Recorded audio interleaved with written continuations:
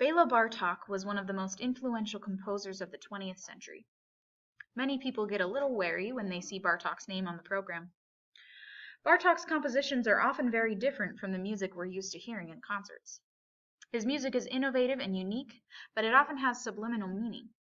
It's very important to understand what he is trying to say. Bartok wrote music with a message. Bartok was an ethnomusicologist, which means that he studied music of different cultures. His Rhapsody No. 1 includes many folk dances from Transylvania. In fact, early editions of the piece included the words folk dance in the subtitle. These folk melodies give the piece an ethnic flavor and will almost certainly get stuck in your head. Bartok's objective was to transplant the style of Eastern European fiddle playing into Western concert context. Bartok's native Hungarian language comes out in many of his compositions. In Hungarian, the first syllable of each word is often the one that's emphasized. Bartok exemplifies this in his long, short rhythms in both the first and second movements of the Rhapsody. These rhythms are very characteristic of Hungarian music, and Bartok was specific in his direction about how to play them. Bartok was influenced by composers who were writing music during his lifetime. Arnold Schoenberg and Igor Stravinsky were highly influential in Bartok's compositional career. Both composers exhibit stylistic diversity in their music. Schoenberg was the creator of the 12-tone composition method, which was a huge advancement in the world of atonal music. Bartok's Rhapsody No. 1 follows gypsy-style pattern. The piece is in two movements, lassù or slow, and friss, fast. The first movement of Bartok's Rhapsody No. 1 is in ternary form, which means that it has three parts.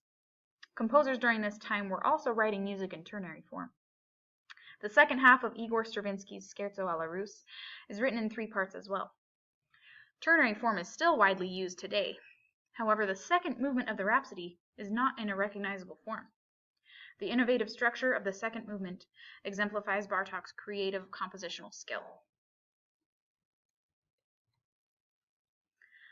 The first, or A, section of the Rhapsody begins with a rising gypsy-like scale, made up of the long, short rhythms characteristic of Hungarian speech.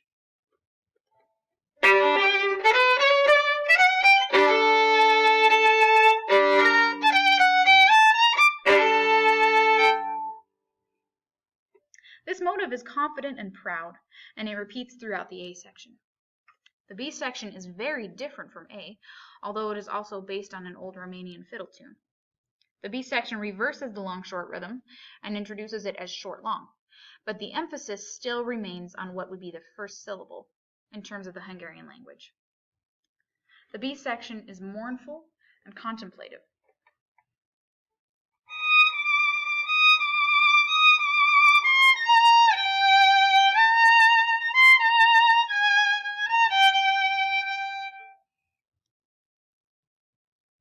Traditional ternary form takes us back to the A section, which is more ornamented and complex the second time.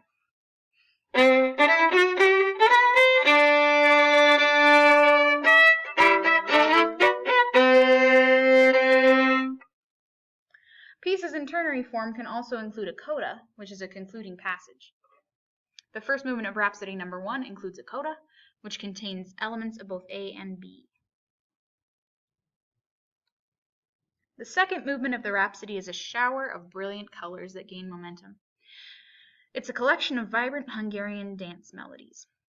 The movement begins with a cheerful, simple melody that almost fools us into thinking that the entire movement is calm and serene.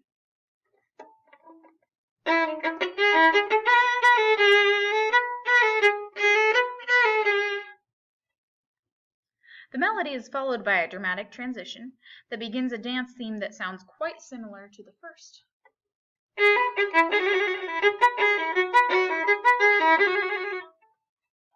This theme is a tempo tornado. It speeds up and slows down many times, eventually leading us into total chaos.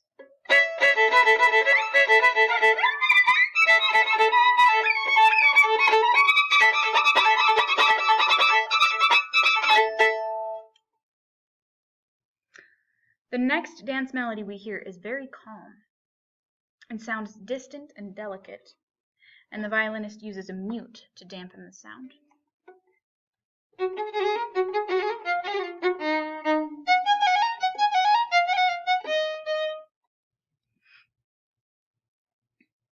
What was once mild soon becomes madness, and the next dance theme is the most gypsy moment of the piece.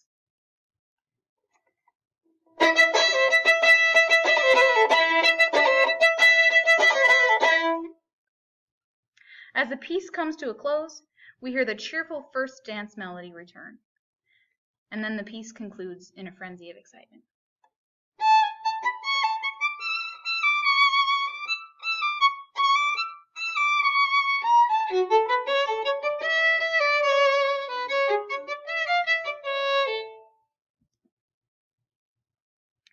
Much like our lives, the second movement is unpredictable.